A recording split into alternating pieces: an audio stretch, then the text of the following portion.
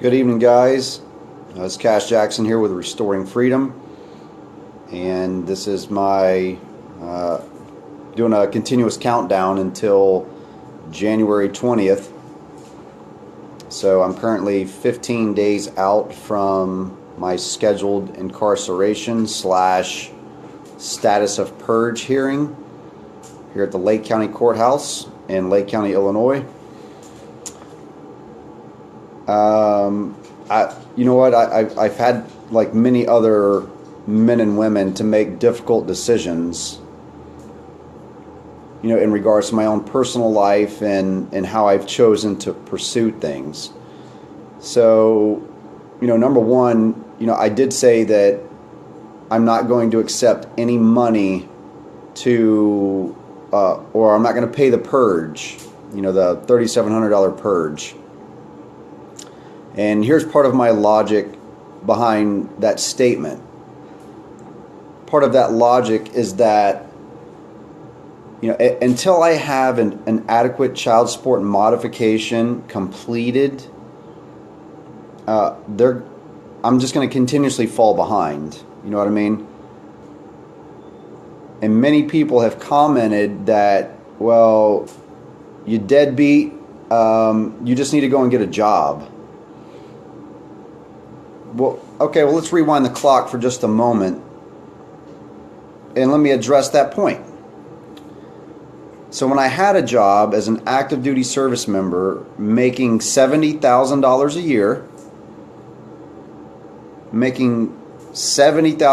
year, well over the national median wage for Americans, well over that. With making $70,000 a year, even then, I could not fulfill that full obligation. Now, let me be clear in saying that I am paying child support to the tune of nearly $1,000 a month, almost, that comes out of my retirement check. It's garnished out of my retirement check, and it goes to my younger two children's mother.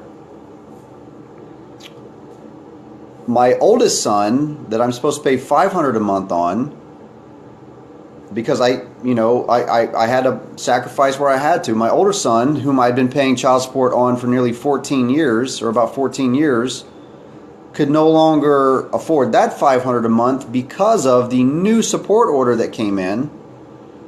So I had to compromise and offer his mother, I said, you know what, in lieu of that $500 a month, I will pay, or I'll sign over 12 months of my post 9/11 Montgomery GI Bill, which equates to around $30,000 or more in tuition benefits for my son, because I still wanted to fulfill my obligation for my oldest son to the best of my ability.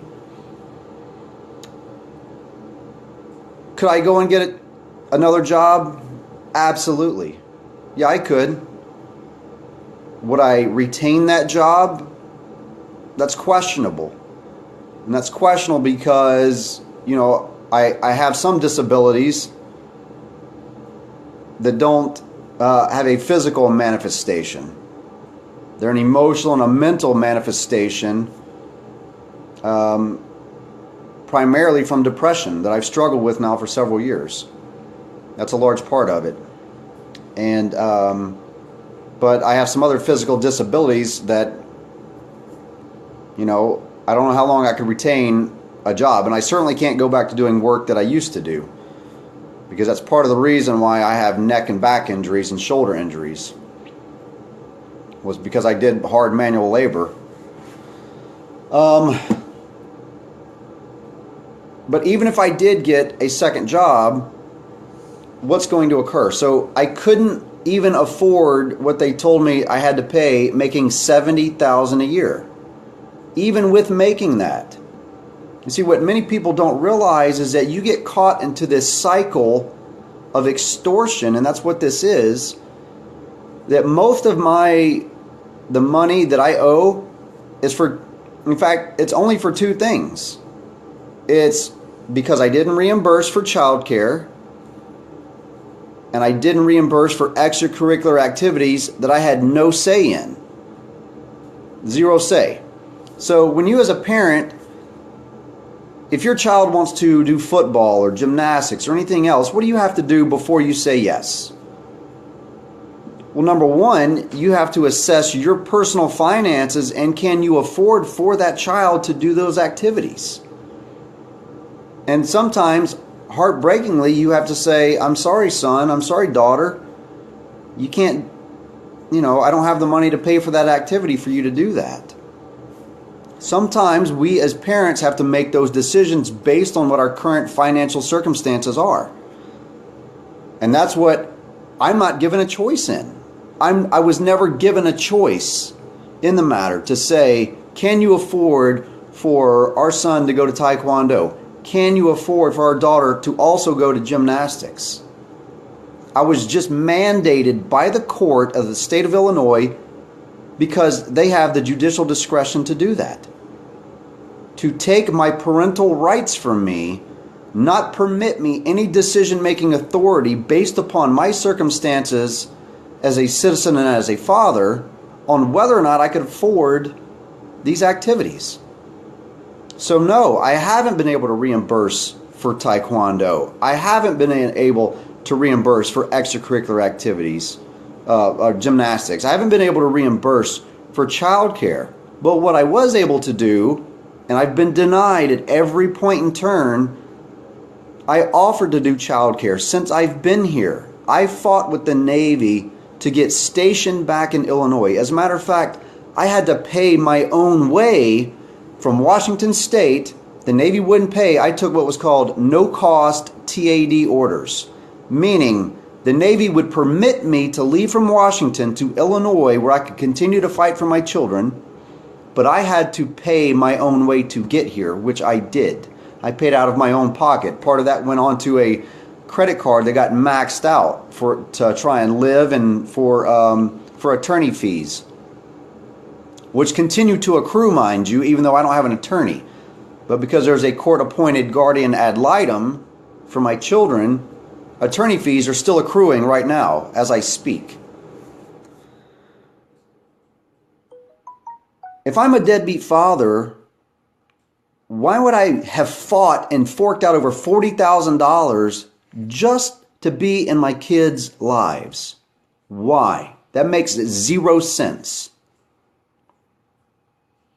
I wonder, do many of you that say these things about me, that I'm a deadbeat,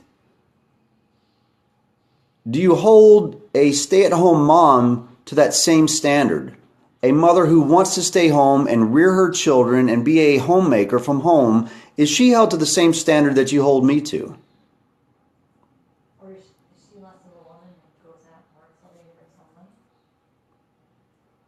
Is she less of a mother because she wants to have a career? Does that make her a bad mom if she wanted to go to work and be in the workforce? Marina makes a very good point. As a woman or a mother who wants to go to work, does that make her a bad mom because she's not a stay-at-home mom and now the child is in childcare or the children are in childcare most of the day instead of at home with their mother?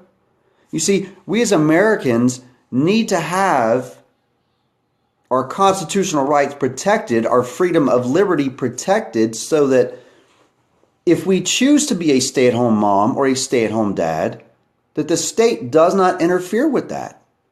If my children are provided for and they're cared for, how am I a deadbeat? Why am I responsible to maintain another person's home when I already have to maintain my own home?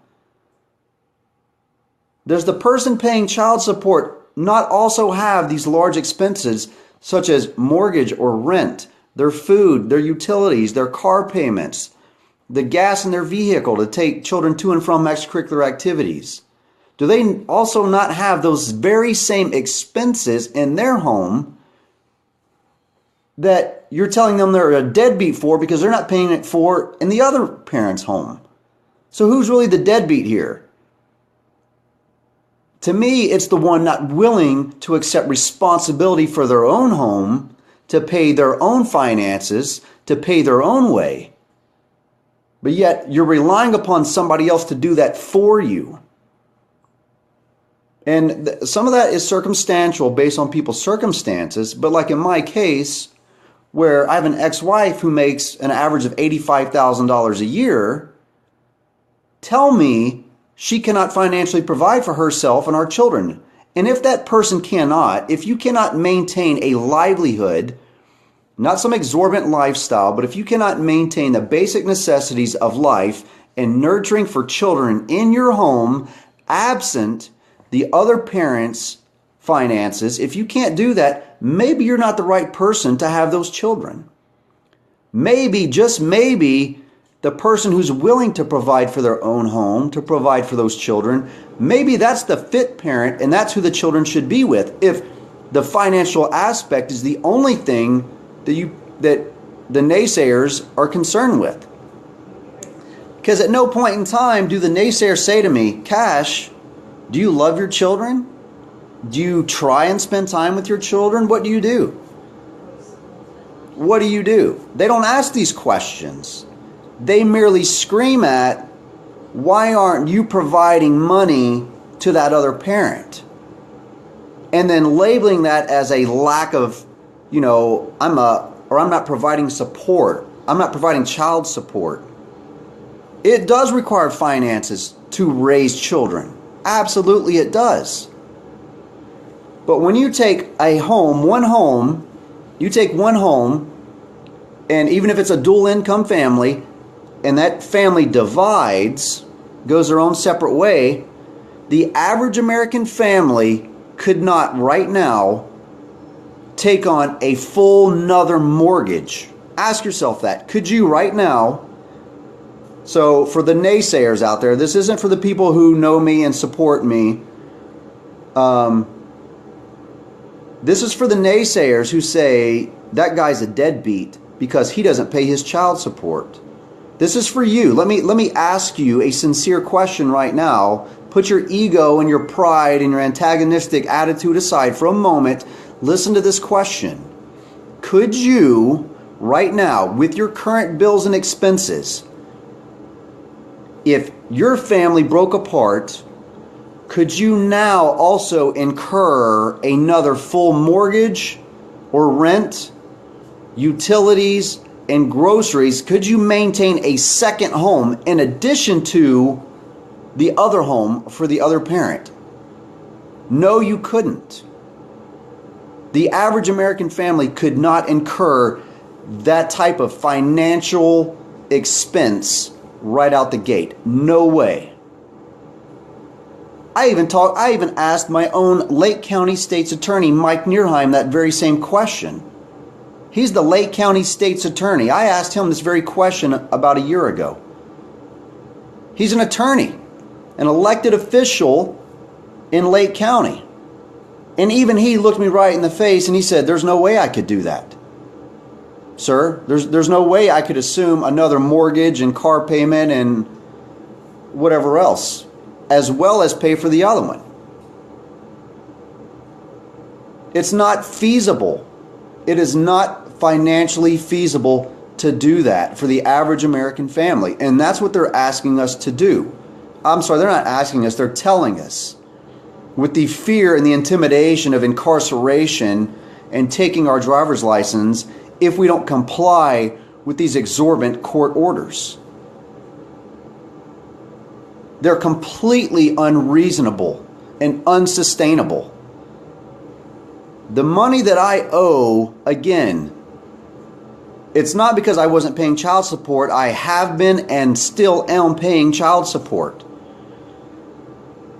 What I haven't been paying is I have not reimbursed for child care. Again, which I have offered to do as the father of my children. I deliberately moved 2,000 miles across the country because after 20 years of military service and deploying, I wanted to be here to help raise my children. If I'm such a deadbeat, why would I spend thousands of dollars out of my own pocket to drive myself and bring my family across the country to Illinois to spend another $40,000 plus dollars just fighting to be in my children's lives. That makes zero sense. None. And so even if I pay this $3,700 purge amount, guess what? If they continue to throw out my motions, I filed 2 motions to reduce my child support based on my change of circumstances because I want to be a stay-at-home dad. That's my God-given right. And after 20 years of military service, I have earned the right to not spend the rest of my life working 100 hours a week to pay extortion fees to somebody for their home who doesn't even need it, so that the state can collect Title IV defunding for the collection of child support. They don't. It's unreasonable. And they force you as a parent into something that you may not necessarily want to do. They steal your choices from you. Even though you have the ability to provide for your children, financially and otherwise, you have that ability. They rob you of that to give it to somebody else and then label you a deadbeat because you cannot fully comply with an unreasonable child support order. Even on the Office of Child Support Enforcement's own website, it's written right on there that one of the largest reason for non-payment of child support is because it was set too high initially by the court system. The Office of Child Support Enforcement, the federal website, even says it on there. So I want to use my time when I'm not being a full-time dad. I want to use my time to be an activist, to speak out, because I have that ability to do that. And that's my choice. I fought for those rights. I have that choice to fight to change the system so even you, the naysayer, so your children don't inherit this problem. Because even though you don't agree with me, you call me a deadbeat, I at least have the foresight to see that if this system's not changed, your children, our children, will inherit this very issue that we are railing against right now. And you are lacking that foresight.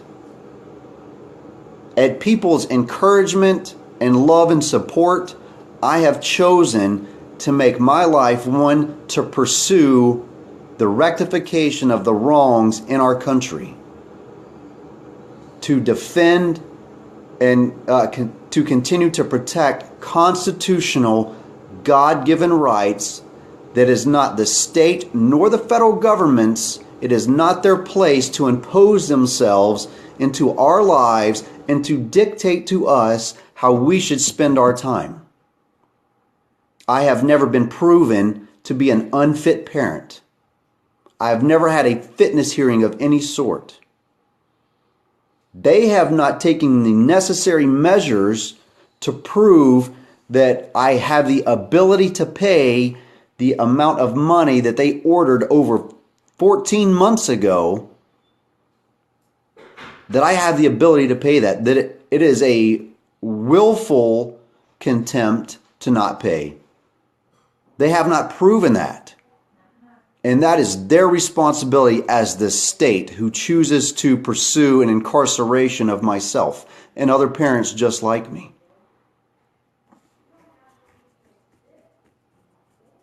I am a fit father. I held a top secret security clearance for many years in the United States Navy. I was a reserve deputy for the Lake County Sheriff's Department, the same Sheriff's Department that may very well put handcuffs on me on January 20th.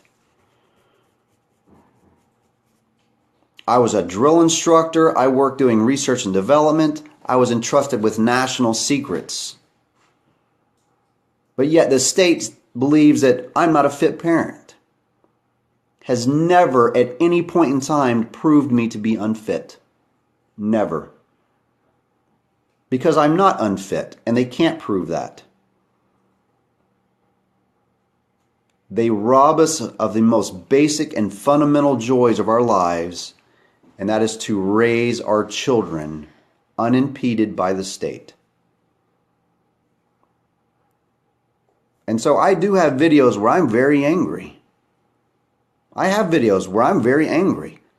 I have every right to be angry with a country that has trampled upon my rights and your rights as parents. I have every right to be angry with how they take the Constitution and the Bill of Rights and flush it down the toilet.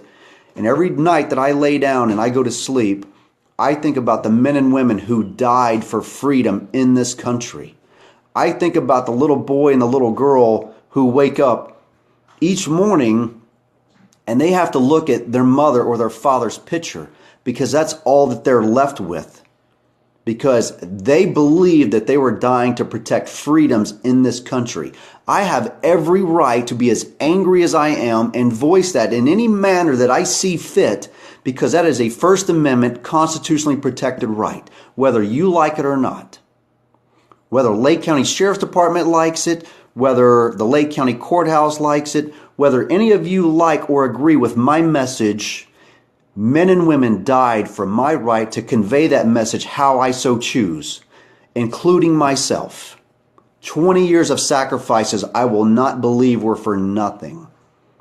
I made those sacrifices so that I could enjoy a blanket of freedom that men and women died for. Not so that judges and attorneys and legislators can profit off the breaking of the men and women who built this country. And I will not do it. So if in my next video I'm dropping F-bombs or whatever else, that is my prerogative. And it's your prerogative to turn it off if you don't like it. But I'm going to continue to fight for my children and your children, even though it may not be in a manner in which you agree with. I want to take a moment to thank so many of you guys who have contributed to help me to pay the purge amount. And it's a very, very hard pill for me to swallow. It's a very hard pill for me to swallow. Because I don't like taking financial assistance from anyone. For 20 years, I didn't need assistance from anyone. But I have to humble myself and realize that people are willing to help me. And I have to have a little humility and allow people that believe I'm a voice for them and for their children, and they want me to continue doing what I'm doing outside of the jailhouse, I have to also give them that ability. Because I know how I feel it's a gift for me whenever I can help somebody and support them. I know how that makes me feel when I might not be able to be there in person, but I can help somebody out financially. And I'm not tooting my own horn or trying to pat myself on the back, but I've done it a number of occasions. And it makes me feel good when I can help somebody out. So I have to humble myself to people who are willing to help me. Anything that is left over, whatever that may be, as long as you guys are okay with it, those that contributed the money to help me, if you're okay with it, I will use that money towards restoring freedom, towards building that organization into something that will make all of you proud and that will serve the American people for restoring our constitutional and human rights. With your permission, I will do that. If I don't, I will gladly return any money that goes unused. But again, I want to thank each and every one of you so very much for thinking of myself and my family and this movement and contributing to what we're trying to accomplish. And you guys, I hopefully you know me well enough that you know I will be as transparent as humanly possible. And I'm going to continue to fight every step of the way. Whether I received one penny or not, it doesn't matter. I'm going to keep fighting. So with that, I got to go. I got to get my children to their activities and go and watch some gymnastics and taekwondo. I hope you guys have a blessed evening. And again, it's not GoFundMe, but Sherry Palmer helped to set that up. It's a crowdsourcing funding thing that I put up, and we're also posting on the Restoring Freedom page. There'll be a kind of a statement as to the circumstances that I'm currently in, and hopefully that gives some explanation to people that they can read. Justin, the link is on my page, brother, so just look on my page. It's on there. Also look on the Restoring Freedom page. It's on there as well. So thank you guys for taking time out of your evening to hear what I had to say. And I'll continue to do these for each day up until January 20th. So you guys have a wonderful and blessed night. And I'll be speaking with all of you guys soon. Bye-bye.